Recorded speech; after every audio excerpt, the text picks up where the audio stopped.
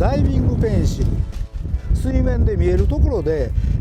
引いてきて仕事するルアーなんで、ヒットの瞬間が、すごいエキサイティングに見えます。そのエキサイティングさもすごいから僕は大好きです。演出次第で水面を追われて逃げ惑う小魚やら、それとね、死にかけの魚、大きな獲物、青もんからしたらね、またとない食える魚なんやで、逃げへん魚で、かなりそういうとこで魚が見つけてくれたらそこにヒットしていきます。そういうのを演出、できるルアーです。それから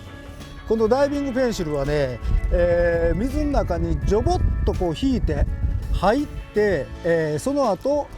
ジャークでロッドで引っ張ることで泳いで、またそれをやめたらポコンと浮くんですけども、この水の中でボコンと入る時に、泡をボコンという音でポッパーのような泡も出し、その泡をそのまま引き、それで水の中でこれが揺れる時には、ボディ全体で動く核反流による大きく強い波動が出ます。それから泡と波動と音の3拍子でアピールできるルアーです。これだけで青もんやマグロを一日中釣りができるほど、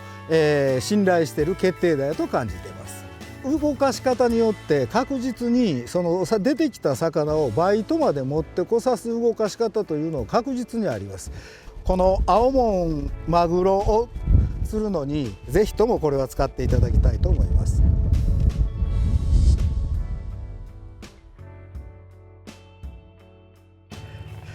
初めにね、初心者の方がダイビングペンシルを、使おうとしてみて、どうしてもミスダイブ、水面をジャバジャバっと滑ってしもてダイブうまくせえへんというふうなことをよう聞くんで、そのちょっとコツと動きを今から説明したいと思います。ダイビングペンシルがダイビングするまた原理、僕の指が水面やと思っておいてください。これが立ってます。ほぼ立つとか斜めになったりもします。やけどこれが引っ張られた時にぐいっと水の中に反動で入って引っ張られるから、引っ張られたここまで来たまだその反動があるからこう行くから水の中を潜るということやね。これが、ここの時にダイブを刺すのに大事なことは、しっかり糸吹けを出してできるだけ限界まで、その時に糸が引っ張られてたりいろいろするけども、限界までペンシルを立てることを意識してください。これがね、ちゃんとフケを作らんと斜めになっとったりしたら、このまま次に引っ張ったら斜め方向に上へ上がっていく力になるだけ。それはもうミスダイブにつながっていくんやね。それからできるだけ初めはひょっとしたら引く時よりフケを作ることを意識してもらうぐらい。それをするにはルアーの方に引いた後ロッドを早く送り込む、この力の方が引くより早いぐらいの意識をしてみてください。ちょっとやってみるね。はい、スーッと引いてパッ、スーッと引いてパッ、スーッと引いてパッ、スーッと引いてパッ、スーッと引いてパッ、スーッと引いてパッ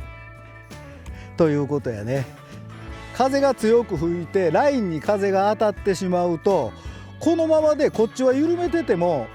ダイビングペンシルは引っ張られた状態になってしまいます。でそれやったら次引いた時にミスダイブが起こってしまうんやね。それから風が強く吹いてる時ほど派手に大きくフケを作る、大きくフケを作る。今はここあんまり大して風ないけど大きくフケを作ることを意識する。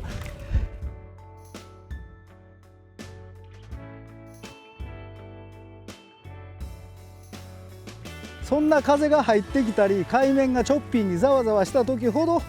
魚は出やすいし、魚が出ます。それからこういうことは絶対頭に入れて覚えておいてください。ダイビングペンシル引く時はね、まるで下をやる時はほうきで吐いてるかのようにこうまっすぐティップが動く。こうじゃない、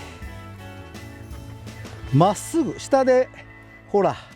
ここを吐いてるかのような、下を吐いてるかのような動きで動かしてください。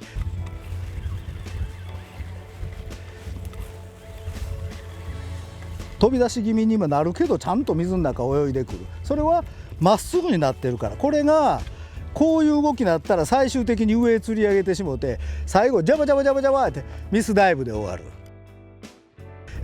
ということで、ダイブさせる入れる時にはいきなり力を強くするのと違って優しく丁寧にスーッと入れる。そして泳いだ後はできるだけしっかり泳いだ時にしっかりとフケ、ダイビングペンシルの方にロッドをしっかりと早く向けてフケを早く作ってやる。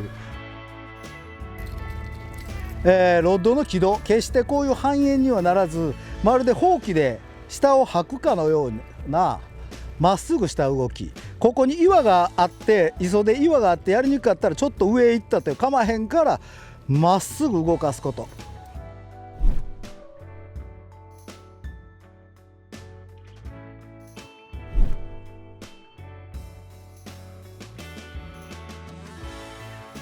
ジグと違って見えるから、近くの港でもどこでもできるから、それはできるだけ頑張って練習してみてください。